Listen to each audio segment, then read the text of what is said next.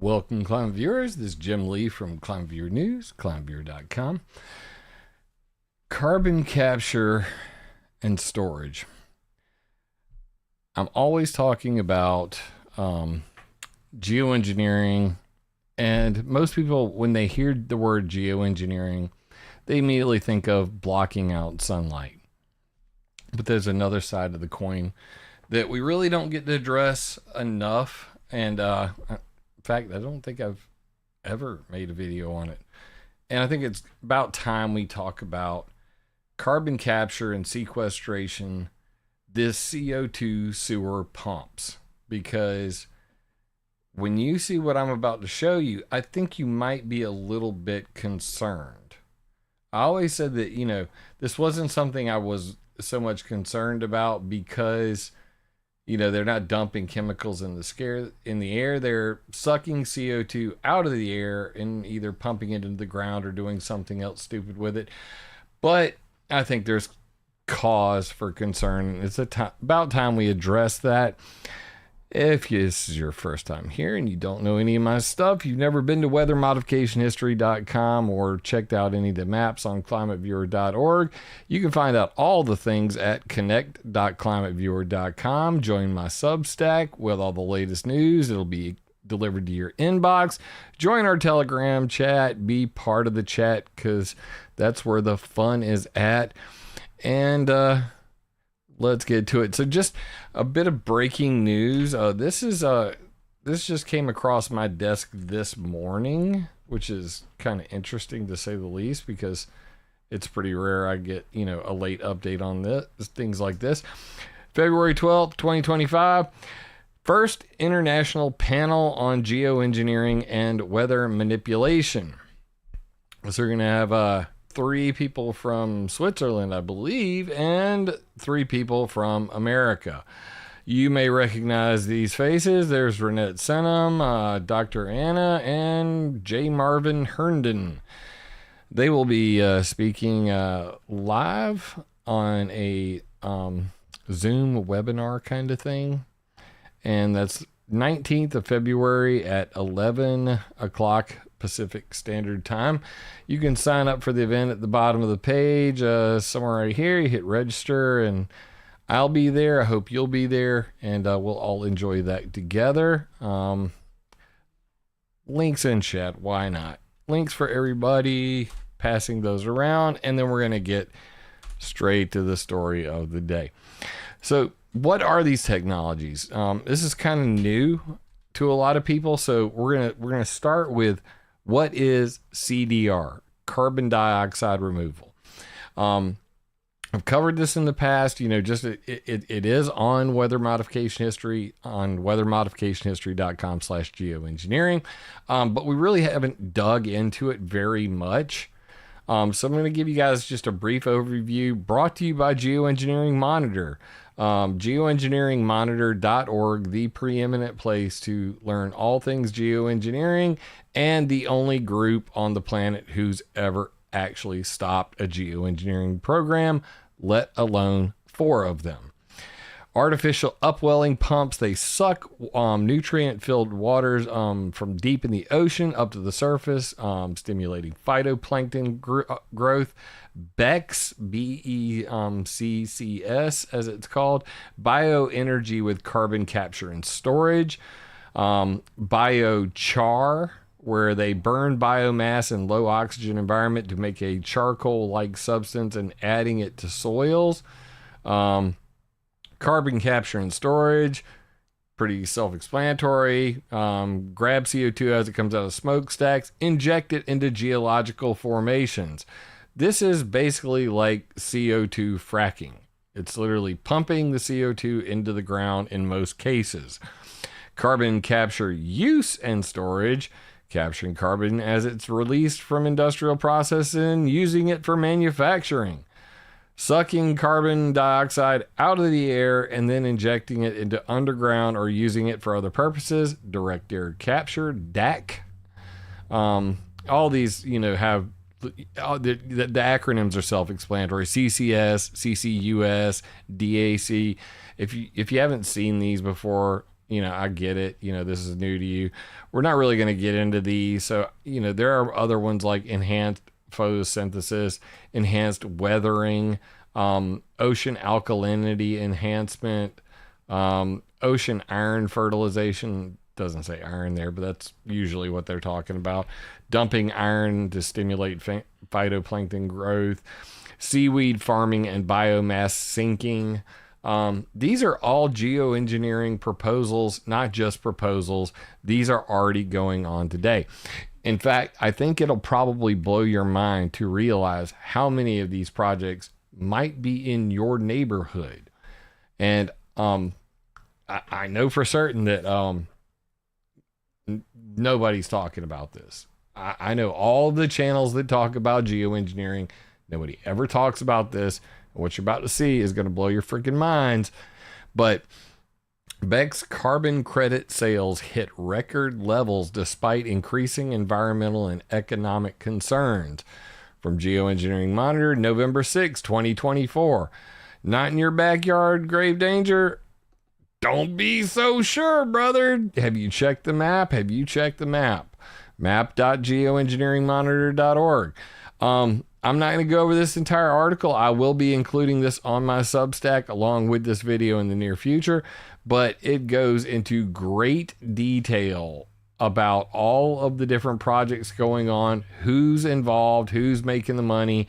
It's specifically talking about BECS, and BECS is really the one that really, I'm not going to curse, but really ticks me off the most, because bioenergy with carbon capture and storage is capturing the carbon dioxide emitted from bioenergy generation and injecting it underground. Bioenergy, what are you talking about? We're talking about what are called feedstocks. So this is stuff like corn, wood pellets. What kind of wood pellets, Jim? Are you talking about, what do you mean by wood pellets? Things like this from Biofuel Watch. Logging what's left, how Drax's pellet mills are sourcing logs from British Columbia's rarest old growth forests. Does that sound green to you? It doesn't sound green to me. But chopping up old growth forest trees to turn them into tiny wood pellets, to then burn them to make energy, to then pump the CO2 in the ground, and calling that green in any way, shape, or form is freaking ridiculous. How many carbon capture projects are there? On map.geoengineering monitor, if you just go to filter all, we're going to turn off SRM, weather modification, and other projects. We're only going to look at greenhouse gas removal projects, and I unchecked the canceled ones, just so we're clear. These are all live and up to date. As you can see right here right around the UK area, France, Europe, 109 projects. And as you zoom in, it'll refine itself. So just over in Europe, 109, 35, 31, another 11 there. Across the United States, 28, 43, 13, 27, 6, 3, 9, 40, 53, 21, 26 in Calgary. These are every freaking where. Like, I don't think people really can grasp how much of this has taken over the planet under this whole carbon credit scam that's going on. But what makes it even more nefarious is there plans for the future to run pipelines to pump all of this CO2 to locations where it's very good to pump it into the ground. So you got to get it from these cornfields up here, and then down here, to Louisiana is a great spot for it, and Texas has already got more than 2,600 miles of pipeline. Don't believe me? Let's get into it. This is from the Center for Policy Research on Energy and the Environment from Princeton University. Americans are unaware of carbon capture and sequestration technology, according to new study. This was 2021. Do you see the pipes? Do you see the pipes? These make the Alaskan pipeline look like a joke. It's gonna get crazy, and it's gonna get crazy real quick. These are their plans. What's the problem with pipes, you might say? They're just pumping CO2 around. What could go wrong? How about when a carbon capture and CO2 sequestration pipeline fails? What does that look like, Jim? Looks kind of like this.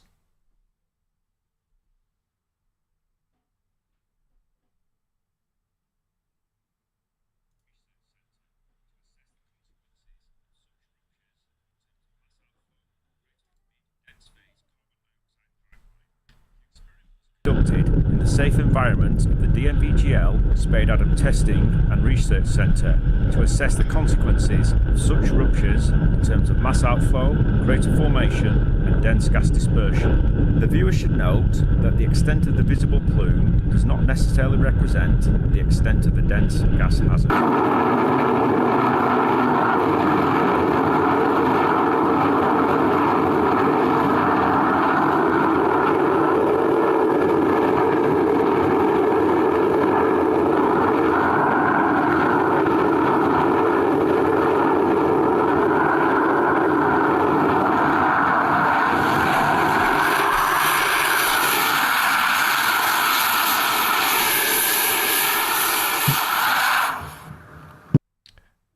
And do you want that in your backyard? Let's be realistic. I can't, that's right. I can't breathe. Good luck breathing with that around. So that was actually an 8-inch pipe. But what they're actually calling for, as crazy as this sounds, are 48-inch pipes that span all of America. Top 8 reasons to oppose risky carbon pipelines. Safety, obviously. There's a photo of a real-life rupture. Now, I know you guys know what dry ice is. Dry ice is frozen CO2. And that is what a CO2 rupture underground looks like. Pipeline rupture at Satartia.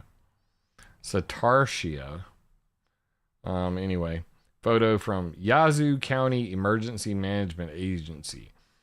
But yeah, it could be bad, and they have a link right here to all this. I'm going to show you this. All this stuff's in there. So where I got the video for this plume disruption rupture. This was literally an 8-inch pipe that exploded. Now imagine, and we're talking, you know, gas is normally 200 to 1,500 pounds per square inch. CO2 1,200 to 2,800 pounds per square inch. So in order for carbon to transport carbon via pipeline, it must be liquefied and pressurized at 3 times the rate of natural gas. Eminent domain abuse. Do you want the government walking all over your land to create pipes?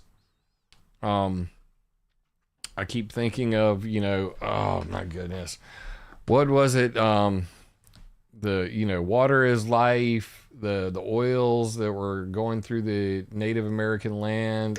It's right on the tip of my tongue. I swear I'll remember it like 30 seconds too late. But eminent domain just basically means that the government can come in and do it and build it because it's, you know, it's their right to do it, and good luck.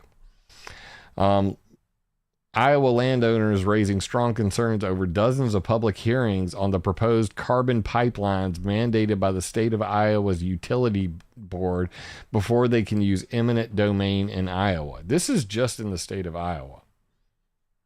We're looking at right here.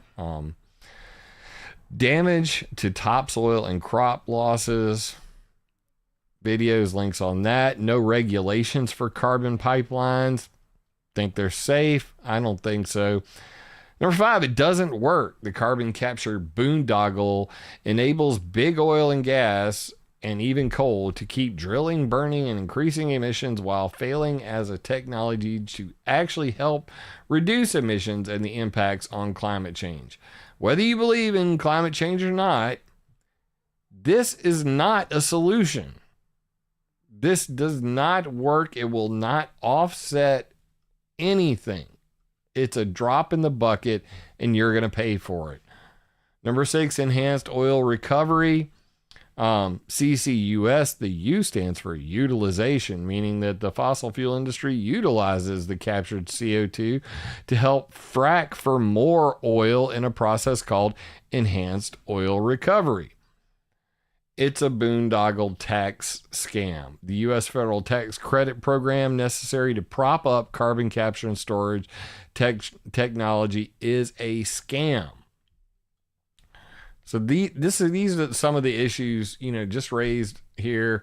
Landowners, all risk, no reward. And I mean, we've seen this time and time again.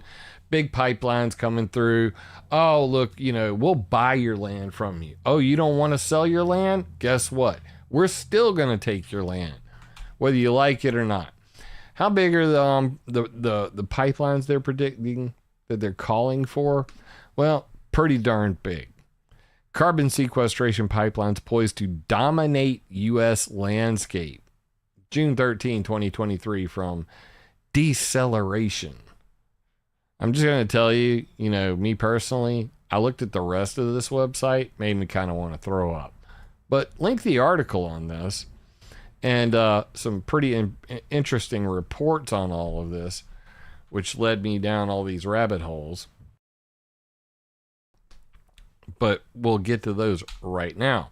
Like Princeton University's Net Zero America project, in collaborations with these people like the Carbon Mitigation Initiative, High Meadows Environmental Institute, et al.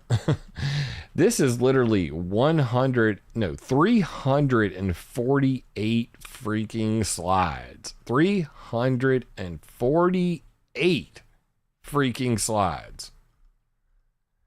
Number of companies pledging net zero by 2050 and growing. So when you hear net zero 2050, this is what they're talking about. These are the people involved. Look at all the airlines. How are all the airlines going to get to net zero with biofuels? These are biofuels and contrail avoidance. And then you get the oil and gas and, all of these companies involved. And here's the challenge. This is the energy grid of America. These are heavy industries, power plants, oil, gas, coal operations, all other industries. And they want to suck all the CO2 from all of it and create huge sewer pipes pressurized to like almost 3,000 PSI. Absolutely insane. For example, in Texas, they already have CO2 pipelines set up. This is from the Permian Basin CO2 pipeline infrastructure in Texas. And you can see that here. Canyon Reef Carrier CO2 pipeline, Val Verde Basin, West Texas, Scurry Area Canyon Reef Operations Committee, 170 miles to the northeast. And the Centerline and Central Basin CO2 pipelines deliver natural CO2 from Denver City CO2 hub to the oil fields in West Texas and New Mexico. So this is right on the Texas-New Mexico border, going all the way up into Colorado. Already in place. But it gets crazier. What are they planning by 2050? Let's take a good gander at that map. Now, in this process, they describe 48-inch pipes. In many cases, 2 of them side by side.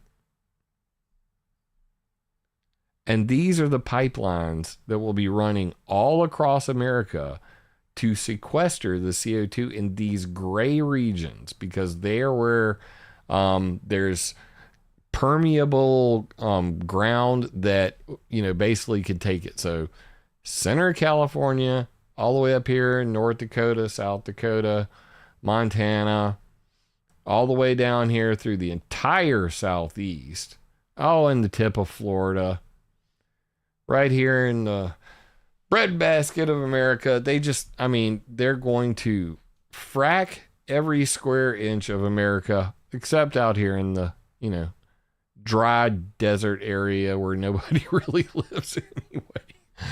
Oh my God. And here's their other version. I'm not going to get into E plus and then E minus, B plus. There's like 15 versions of this. E plus, RE minus, B. Too much information. We won't get into that. But let's just put it this way. That's a lot of freaking mileage of pipes. Here's another map from a different location.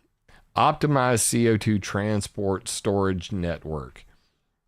And they have a nice little a legend down here. Emitting facilities, ammonia, cement, chemicals, coal power plant, ethanol, gas power plant, gas processing, hydrogen, metals, minerals, and other, petrochemicals, pulp and paper, and refineries. And so like you can see the ethanol, these are the corn ethanol facilities all up here, these orange dots. Anyway, it's color coded. It shows the map and where the pipes should go, and they all end up in these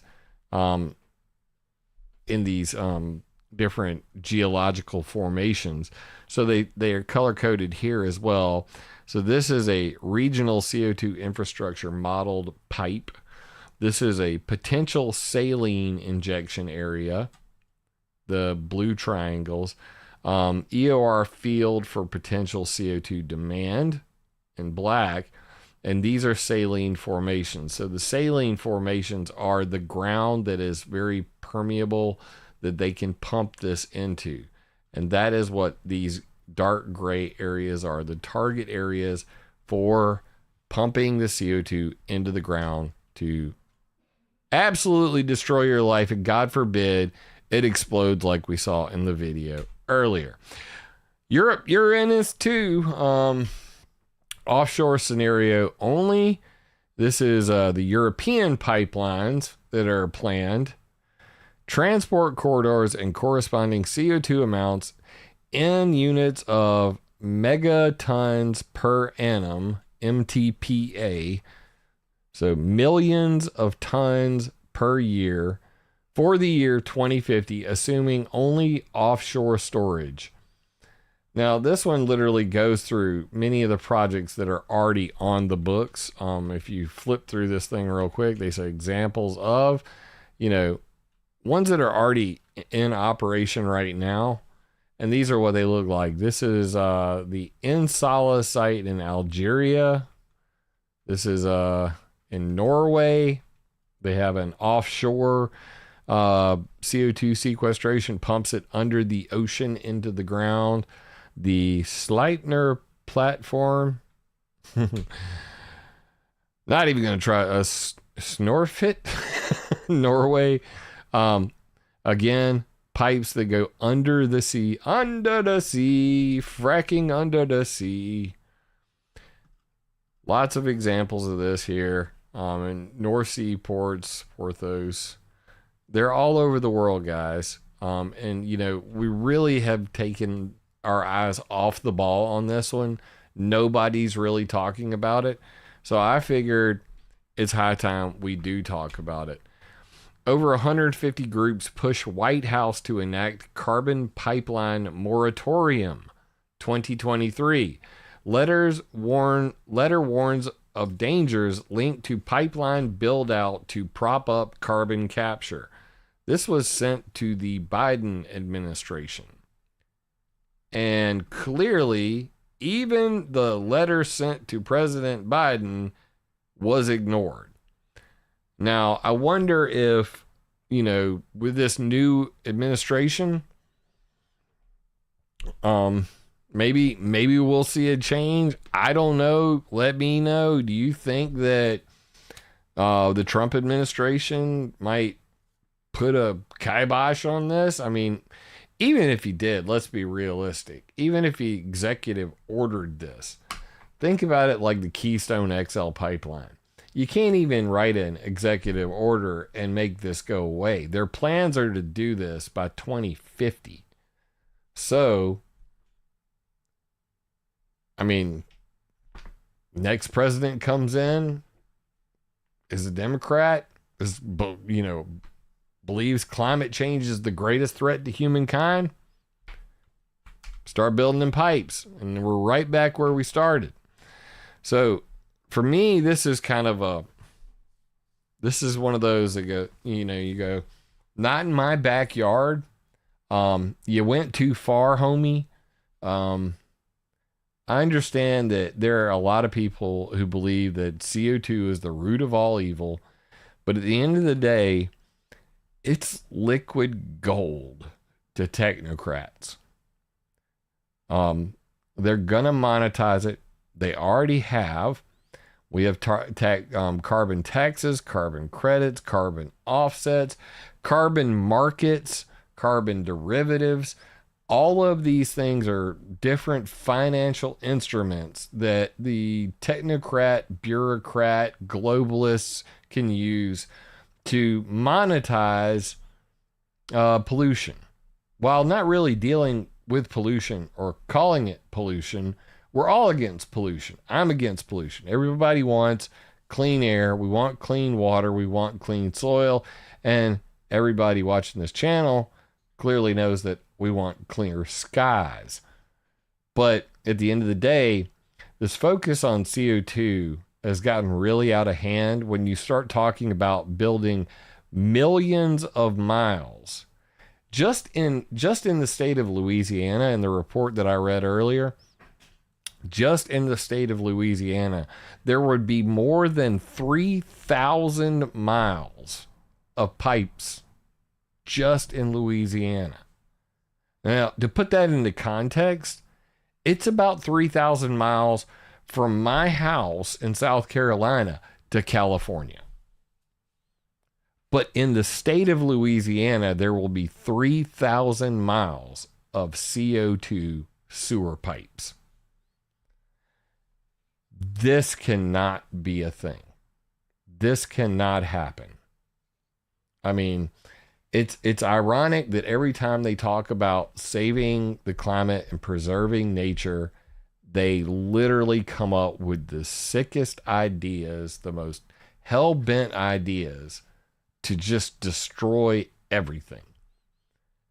And I mean, it takes me back to every single example that I've seen where indigenous lands, my family on my mother's side, Pawnee, Choctaw Indian, thinking about people that live on the res and these oil companies coming through and just pushing their pipes through. And they're like, we rely on this river to live. And then there's an oil spill in the river. Now, I don't care what your opinion is on, CO2. We can all agree that oil spills, poisoning water, big companies, they don't care about you. As Michael Jackson would say, all I got to say is that they don't really care about us. And at the end of the day, it's looking more and more like we are the CO2. We are the carbon they want to reduce. So buckle up, Buttercup. They have plans to run millions of miles of 48-inch, that's 4 feet, 4 feet wide pipes, sewer pipes, all over the freaking United States, all over the world for that matter. And just to remind you, there are hundreds of these projects going on worldwide right now.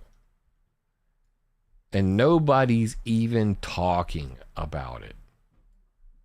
God bless the people over at ETC Group, Heinrich Boll Stiftung, and Geoengineering Monitor for putting this map together and all the work that goes into these maps. Every single one of these, when you go to them, you will see they have information on this link them up. Summit Carbon Solution, Poet Gowrie ethanol plant. You know, you just keep going to any one of these and you're going to see more information than you can possibly believe. They're everywhere and it's only getting crazier by the day. Cranfield Carbon Capture Sequestration Project. They're all over the world. Nobody's talking about it. But bro, these are CO2 freaking sewer pipes that are fracking the world right now. And their idea to get it out of the air, to put it in the ground, what could go wrong? I could think of 100 things that could go wrong. I've seen it before.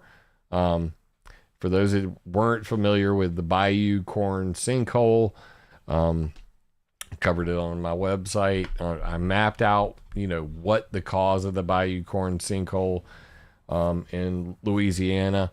Basically, they were drilling and they hit a salt dome, and the salt dome started leaking, and it basically sucked in the pond, and then the pond grew bigger, and then it swallowed the freaking town of Bayou Corn, Louisiana, and didn't work out too good for the companies that did it, because I got their names and addresses, and they actually used my map in the led in the lawsuits and the town meetings.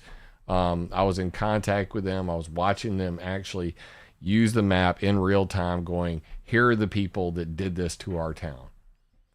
Know that when this happens, and the reason why I've been diligently programming as much as I can to make a new version of ClimateViewer 3D on climateviewer.org, is because I want to get back to doing that sort of stuff. When this goes down, when somebody blows their top from their stupid little CO2 pet project, we'll be mapping it, and we will be helping out the locals to prosecute you. Bet on it. So that's my story for today, and I'm sticking to it. Carbon capture sewer pipes, Agenda 2030, Net Zero 2025, coming to a neighborhood near you. Raise the alarm, get educated on this stuff. Geoengineering's not just, the sky. Geoengineering has literally become a catch-all term for chemtrails, for, cloud seeding.